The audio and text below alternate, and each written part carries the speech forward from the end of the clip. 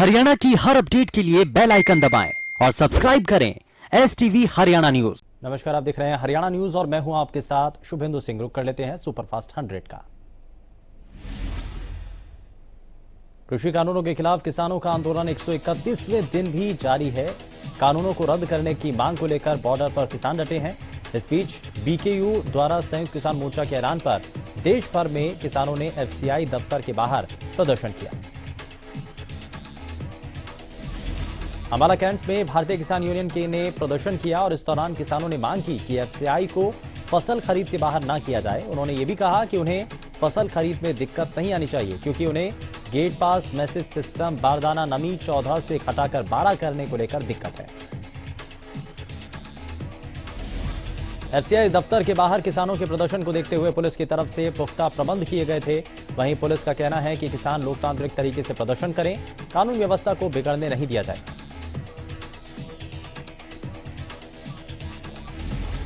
फतेहाबाद में भी संयुक्त किसान मोर्चा के आह्वान पर किसानों ने भारतीय खाद्य निगम के बाहर धरना दिया और इस दौरान किसान FCI के गोदाम के बाहर इकट्ठा हुए और नारेबाजी की।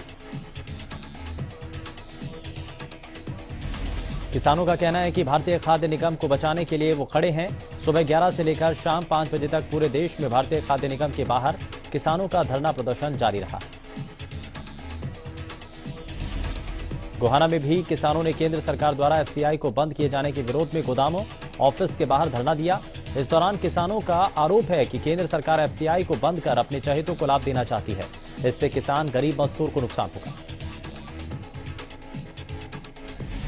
किसानों के धरने प्रदर्शन के चलते FCI के बाहर भारी पुलिस बल भी मौजूद रहा। किसानों के धरने प्रदर्शन को कई सामाजिक संगठनों ने पहुंचकर अपना समर्थन दिया और कहा कि किसानों की इस लड़ाई में वो उनके साथ है।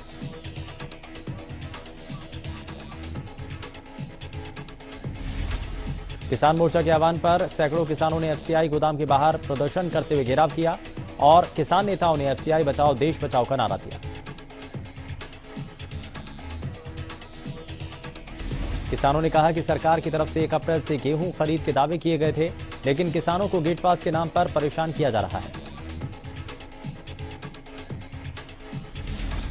कृषि कानूनों की वापसी की मांग को लेकर किसानों का आंदोलन लगातार जारी है और इसी कड़ी में सोनीपत FCI के बाहर किसानों ने प्रदर्शन करते हुए सरकार के खिलाफ नारेबाजी की। सोनीपत के प्रदर्शन के मद्देनजर सोनीपत FCI में भारी पुलिस बल की तैनाती की गई। किसान मोर्चा के आह्वान पर किसान संघर्ष समिति ब्लॉक चाखल के किसानों ने मजदूरों ने FCI बचाओ को लेकर प्रदर्शन किया और सरकार के खिलाफ नारेबाजी की। इस दौरान किसान नेता लाभ सिंह उदयपुर ने बताया कि केंद्र सरकार FCI को खत्म कर रही है, जो सरासर गलत है। किसान नेताओं ने कहा कि FCI ही एक ऐसा माध्यम है जो पूरे देश में गेहूं की खरीद करती है। अगर FCI दूसरी खरीद एजेंसियों के माध्यम से गेहूं खरीद करेगी तो किसान की फसल की पूरी खरीद नहीं होगी। कैथल में भी संयुक्त किसान मोर्चा के आह्वान पर FCI के दफ्तरों के बाहर किसानों और कर्मचारी यूनियन के लोगों ने धरना प्रदर्शन किया और सरकार के खिलाफ नारेबाजी की। इस दौरान किसान नेताओं ने कहा कि सरकार धीरे धीरे फूड कॉर्पोरेशन ऑफ इंडिया को बंद करने की योजना बना रही है। किसानों ने सरकार से मांग की है कि मंडियों को बंद न किया जाए और कानूनों को वापस ले। अगर सरकार उनकी मांगों को पूरा नहीं करती तो संयुक्त किसान मोर्चा के आह्वान पर आंदोलन आगे और चलेगा।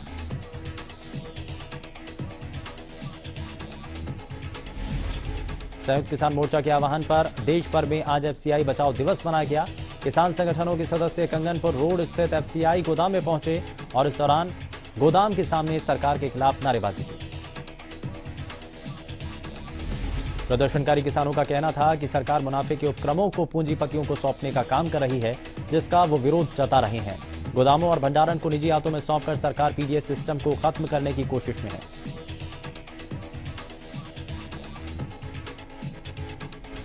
हरियाणा में गेहूं खरीद को लेकर नियम में बड़ा बदलाव किया गया। कृषि मंत्री JP दलाल ने बताया कि अब किसानों को बिना SMS के मंडियों का गेट पास दिया जाएगा। साथ ही कहा कि किसानों को मेरी फसल मेरा ब्यौरा पोर्टल पर रजिस्ट्रेशन कराना जरूरी है।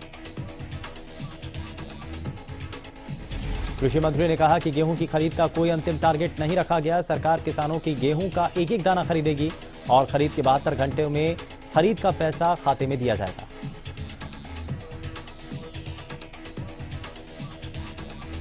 इतना ही नहीं, जेपी दलाल ने कांग्रेस पर निशाना साधते हुए कहा कि कांग्रेस किसानों को गुमराह करती है, किसानों को सुविधा देते हैं हम तो कांग्रेस परेशान होती है।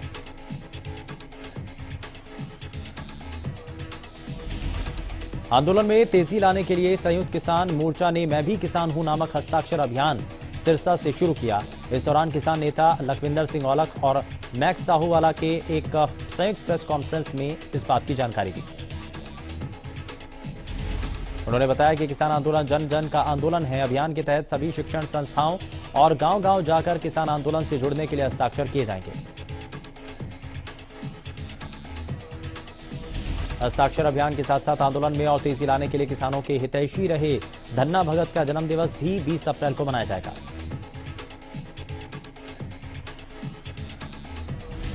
कृषि कानून को रद्द करवाने की मांग को लेकर किसान निरंतर दिल्ली बॉर्डर की तरफ कूच कर रहे हैं। भावदीन टोल प्लाजा पर पंजाब की ओर से आ रही एक ट्रैक्टर ट्रॉली आई।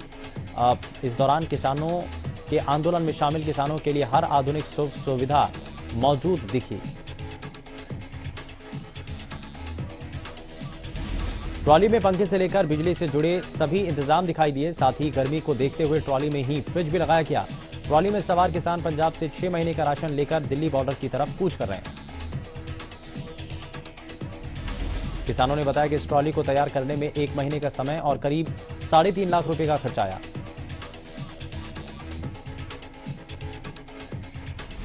सिरसा में गेहूं की सरकारी खरीद के लिए किसान 5वें दिन गेहूं मंडी लेकर पहुंचे, जिसमें एक किसान एसएमएस मिलने पर 280 क्विंटल गेहूं लेकर पहुंचा, लेकिन 2 बजे तक भी खरीदार नहीं आया, जिसको लेकर किसान काफी निराश हो गया और किसान ने जल्द फसल बिकने की उम्मीद जताई।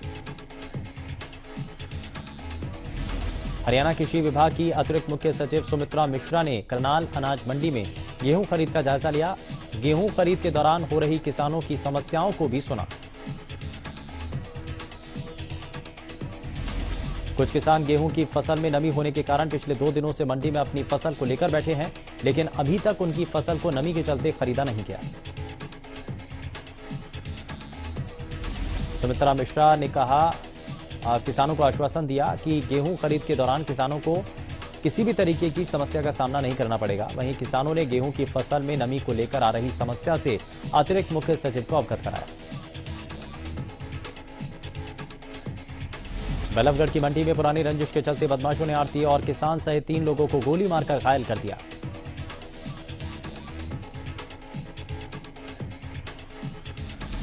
इस दौरान अपनी फसल बेचने के एक किसान और एक पल्लेदार भी गोली लगने से घायल हो गया। आरती और किसान को गोली मारने के बाद बदमाश मौके से फरार हो गया। सरकारी अस्पताल के डॉक्टर ने बताया कि 3 लोग घायल हुए, जिनमें से एक की हालत गंभीर बनी है। आरती की गंभीर हालत को देखते हुए डॉक्टरों ने उसे दिल्ली रेफर कर दिया।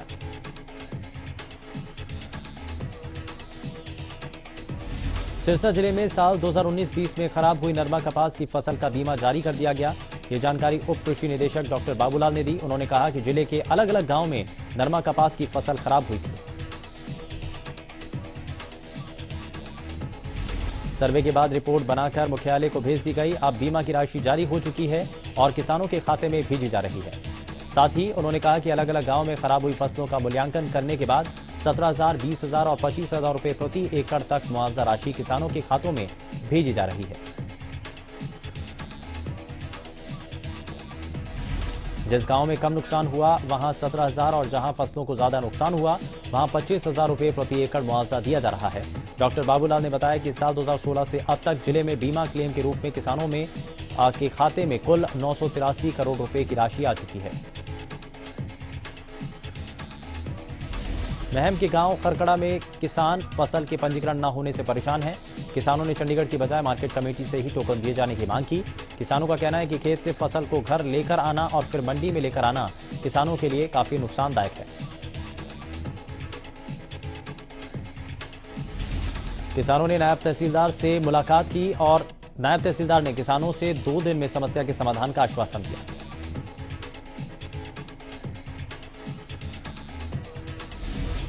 हरियाणा में जम्मू कश्मीर बोर्ड से 8 जनवरी 2013 को डीएड डिप्लोमा पास करने वाले जेबीटी को बड़ा झटका दिया है। शिक्षा विभाग ने अब ऐसे आवेदकों की लिस्ट देने के लिए जिला मौलिक अधिकारियों को आदेश जारी किया है और ऐसे आवेदकों को नोटिस जारी कर पात्रता रद्द करने के आदेश दिए हैं।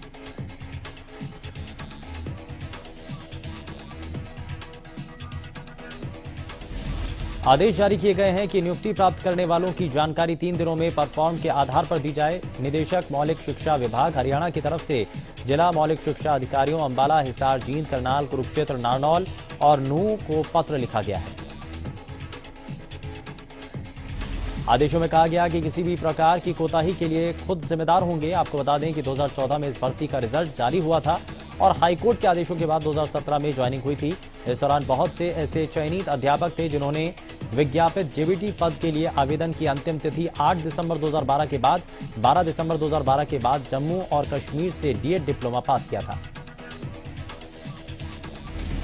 ऐसे उम्मीदवारों का चयन हरियाणा कर्मचारी चयन बोर्ड ने रद्द कर दिया है। दरअसल आवेदन करने की अंतिम तिथि 8 दिसंबर 2012 थी, जबकि जम्मू कश्मीर बोर्ड से डीएड डिप्लोमा का रिजल्ट 8 जनवरी 2013 को घोषित हुआ था।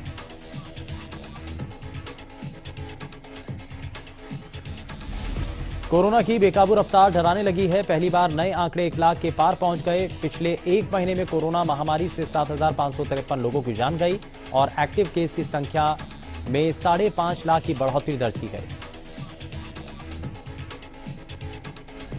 कोरोना काल में पहली बार देश में 24 घंटे में कोरोना के अब 1,03,558 नए केस सामने आए। वहीं 24 घंटे में 478 लोगों ने कोरोना से दम तोड़ दिया। महाराष्ट्र में एक दिन में 57,000 से ज्यादा कोरोना के नए मामले सामने आए।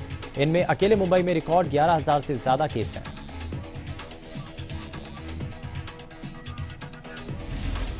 भारत के कुल सक्रिय मामले 7,41,830 तक पहुंच चुके हैं। वहीं 5 राज्यों महाराष्ट्र, छत्तीसगढ़, कर्नाटक, केरल और पंजाब में सबसे ज्यादा सक्रिय मामले हैं। देश के 14 राज्यों में सक्रिय मामले 10,000 के आंकड़े को पार कर चुके हैं, जिसमें 3 राज्यों में 35,000 से ज्यादा एक्टिव केस हैं।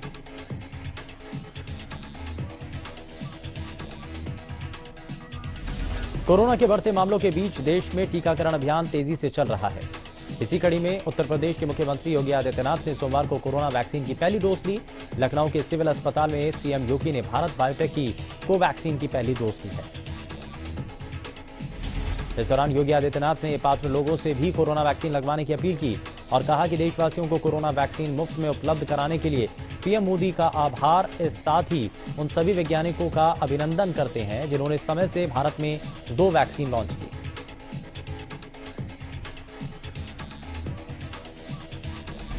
हरियाणा सरकार ने लगातार बढ़ रहे कोविड के मामलों पर सख्ती बरतनी शुरू कर दी है। कोरोना संक्रमण को नियंत्रण में रखने को लेकर भीड़ भाड़ वाली जगहों और आयोजित होने वाले कार्यक्रमों पर पाबंदियां लगानी शुरू कर दी हैं। प्रदेश की डिजास्टर मैनेजमेंट अथॉरिटी ने आदेश जारी कर सार्वजनिक जगहों पर भीड़ की संख्या को लेकर नई गाइडलाइंस जारी कर दी हैं। नए एसओपी के मुताबिक अब अंतिम संस्कार में 50 से ज्यादा लोगों को शामिल नहीं किया जा सकेगा। अन्य कार्यक्रमों के लिए तय स्थान की क्षमता के आधे लोगों की उपस्थिति की अनुमति होगी। बंद हॉल में 200 से ज्यादा लोगों को शामिल नहीं किया जा सकता। हरियाणा में कोरोना की रफ्तार नहीं थम रही। बीते 24 घंटों में 1904 नए मरीजों की पुष्टि हुई। गुरुग्राम में 555, पंचकुला में 200, करनाल में 185, फरीदाबाद में 151 नए मामलों की पुष्टि हुई। वहीं पानीपत में 142, कुरुक्षेत्र में 135 नए मामले सामने आए। प्रदेश में एक दिन में कोरोना से 7 लोगों ने अपनी जान गंवाई। प्रदेश में अब तक 3,191 मरीजों की मौत हो चुकी है। प्रदेश में कोरोना के कुल आंकड़े 2,98,133 तक पहुंच चुके हैं। एक दिन में 1,110 मरीजों ने कोरोना को मात दी, जिसमें से अब तक 2,82,000 से ज्यादा मरीजों ने कोरोना को मात दी। सोनीपत के सिविल अस्पताल में कोविड के नियमों की कर्मचारी जमकर धज्जियां उड़ा रहे हैं। दरअसल कोविड रिपोर्ट देने वाले केंद्र पर महिला कर्मचारी बिना मास्क के काम करती दिख रही हैं। कर्मचारी के पास मास्क पहनने का पोस्टर लगा है जिसमें लिखा है कि मास्क पहनकर रखें, नहीं तो पर्ची नहीं कटेगी, लेकिन बावजूद इसके महिला कर्मचारी बिना मास्क के काम कर रही है। जब इस मामले में महिला से सवाल किया गया तो उन्होंने कहा कि उनसे मास्क लगाकर काम नहीं होता।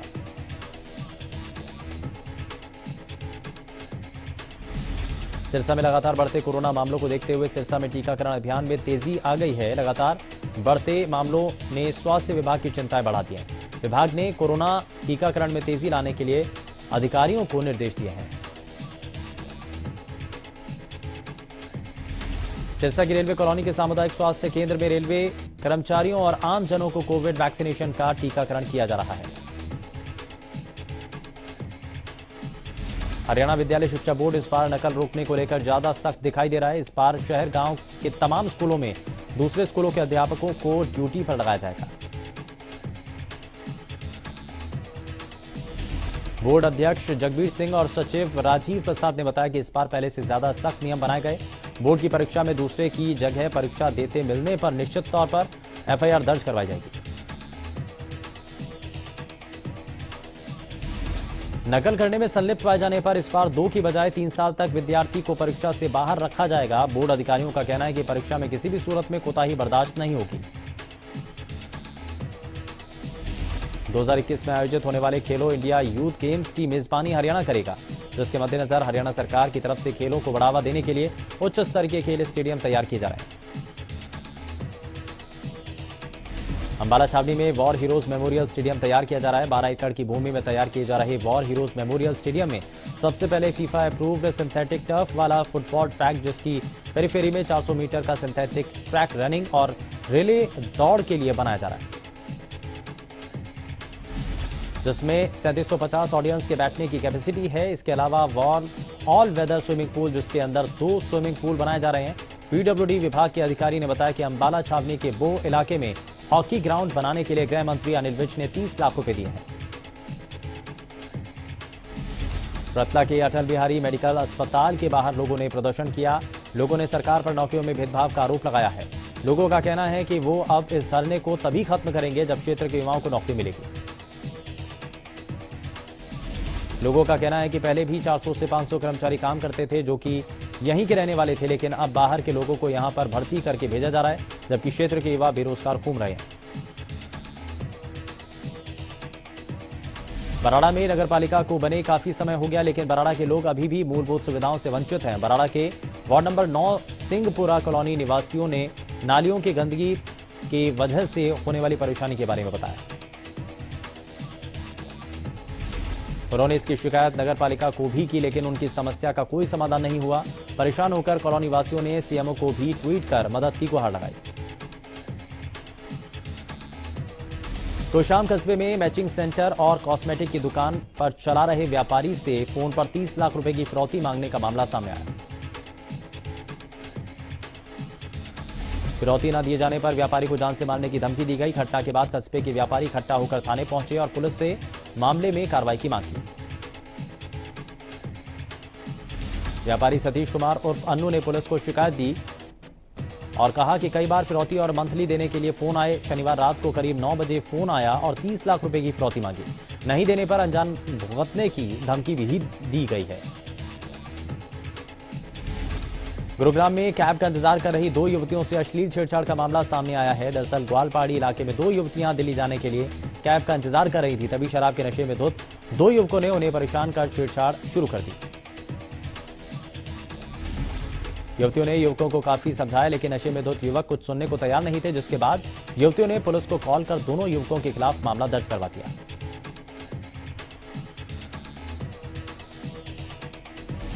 एसीपी क्राइम प्रीतपाल सिंह ने बताया कि पुलिस ने मामला दर्ज कर वारदात में शामिल दोनों आरोपी युवकों को गिरफ्तार कर लिया है। तफ्तीश शुरू कर दी है। यमुनानगर के प्रतापनगर में नारकोटिक्स की टीम ने कार्रवाई करते हुए एक युवक को 1.5 किलो चरस के साथ गिरफ्तार किया। पकड़ी गई चरस की कीमत बाजार में करीब 80,000 रुपए बताई जा रही है। पकड़े गए तस्कर की पहचान रुखसार के रूप में हुई है। बताया जा रहा है कि इस पूरे नेटवर्क के तार उत्तर प्रदेश से जुड़े हैं। टीम का कहना है कि जल्द ही उन लोगों को भी गिरफ्तार कर लिया जाएगा जहां से ये युवक इस चरस को लेकर आया था। पुलिस ने आरोपी को कोर्ट में पेश कर हिरासत में भेज दिया है। कैथल पुलिस ने एटीएम कार्ड की क्लोनिंग करके पैसे निकालने वाले आरोपियों को गिरफ्तार किया। इन आरोपियों ने करीब 100 एटीएम क्लोन करके धोखाधड़ी करने की वारदातों को कबूला। दरअसल पुलिस को शिकायतें मिल रही थी कि कुछ लोग एटीएम धोखाधड़ी करके लोगों के पैसे हड़प रहे थे। पुलिस ने टीम बनाकर साइबर सेल की मदद ली और आरोपियों को हिरासत में लिया। बताया जा रहा है कि ये लोग एटीएम में खड़े हो जाते थे और बुजुर्ग लोगों को अपना निशाना बनाते थे। नांगा चौधरी की अनाज मंडी में फायर ब्रिगेड की गाड़ी पहुंचने से लोगों ने खुशी जताई। दरअसल विधायक से क्षेत्र के लोगों ने आग्रह किया था कि फसल की कटाई का समय चल रहा है तो नांगल चौधरी में एक फायर ब्रिगेड की गाड़ी खड़ी करवाई जाए ताकि आगजनी होने पर उस पर तुरंत कार्रवाई कर जान माल का बचाव किया जा सके। इस मामले में विधायक ने संज्ञान लेते हुए अधिकारियों से आग्रह किया कि एक गाड़ी नांगल चौधरी में तब तक खड़ी रहे जब तक कि फसल की कटाई सबका समय चल रहा है। नीलोखेड़ी में नेशनल हाईवे के पास जूतों से भरे एक वाहन में अचानक आग लग गई। आग धीरे धीरे इतनी बढ़ गई कि उसने पूरी कार को अपनी चपेट में ले लिया। कार सवारों का कहना है कि ब्रेक फेल होने के चलते यह हादसा हुआ था। वहीं मामले की सूचना पुलिस और फायर ब्रिगेड की गाड़ी को दी, हालांकि तब तक पूरी कार जलकर राख हो गई। अनिल देशमुख के गृह मंत्री के पद से इस्तीफे के बाद दिलीप पाटिल महाराष्ट्र के नए गृह मंत्री हो सकते हैं। सूत्रों से मिली जानकारी के अनुसार दिलीप पाटिल को गृह मंत्री बनाया जा सकता है। आपको बता दें कि महाराष्ट्र के गृह मंत्री अनिल देशमुख ने अपने पद से इस्तीफा दे दिया है। छत्तीसगढ़ के बीजापुर में हुए नक्सली हमले में 22 जवान शहीद हो गए। नक्सलियों के इस कायराना हरकत के बाद गृह मंत्रालय अलर्ट मोड पर आ गया और नक्सलियों के खिलाफ बड़े ऑपरेशन की तैयारी की जा रही है।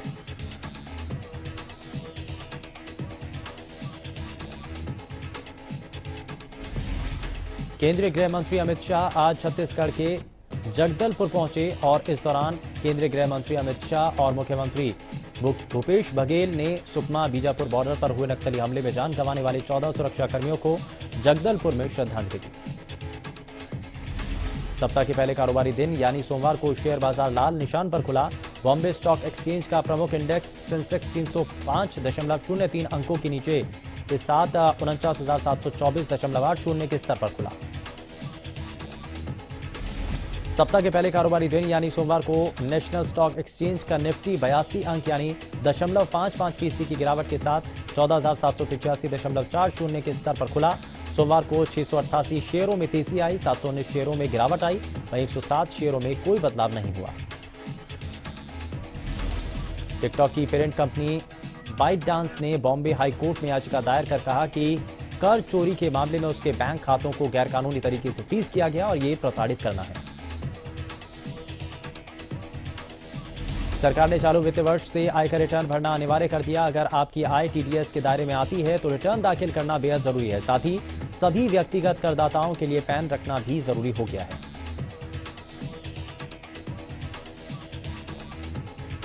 आरबीआई की 5 अप्रैल से मौद्रिक नीति समिति की 3 दिवसीय बैठक शुरू हो रही है। कोरोना के मामले तेजी से बढ़ने और खुदरा महंगाई को 4% के दायरे में रखने के सरकार के दबाव के बीच आरबीआई नीतिगत दरों को यथावत रख सकता है। बांग्लादेश में हुई ट्राई नेशन सीरीज के फाइनल में पाकिस्तान ब्लाइंड क्रिकेट की टीम ने भारत को हरा दिया और सीरीज अपने नाम कर ली। पाकिस्तान ने फाइनल में भारत पर 62 रनों की शानदार जीत दर्ज की। मुंबई में बढ़ते कोरोना संक्रमण के बीच बीसीसीआई ने आईपीएल को लेकर एक बड़ा ऐलान किया। बीसीसीआई ने बताया कि 9 अप्रैल से शुरू होने वाले आईपीएल मैच मुंबई में ही होंगे। सौरव गांगुली ने तमाम अटकलों पर विराम लगाते हुए कहा कि आईपीएल के बारे में जानकारी साझा करते हुए कहा कि मैच में किसी भी तरह का कोई बदलाव नहीं होगा और टूर्नामेंट अपने तय कार्यक्रम के अनुसार ही होंगे। टोक्यो ओलंपिक के शुरू होने में अब कुछ ही महीनों का समय बाकी है और इसी बीच जापानी तैराक रिकाको इकी ने जापान की राष्ट्रीय चैंपियनशिप के जरिए टोक्यो ओलंपिक के लिए क्वालिफाई किया है। अक्षय कुमार ने रविवार को अपने कोरोना संक्रमित होने की खबर सोशल मीडिया पर शेयर की थी। उन्होंने बताया था कि वो होम क्वारंटीन हो गए हैं। अब कोरोना होने के बाद अक्षय को अस्पताल में भर्ती किया गया। अक्षय ने ट्वीट कर अस्पताल में भर्ती होने की जानकारी दी। एक्टर अक्षय कुमार के कोरोना संक्रमित होने के बाद अब उनकी फिल्म राम सेतु के सेट पर 45 लोग कोरोना से संक्रमित पाए गए। सभी इस वक्त क्वारंटीन हैं।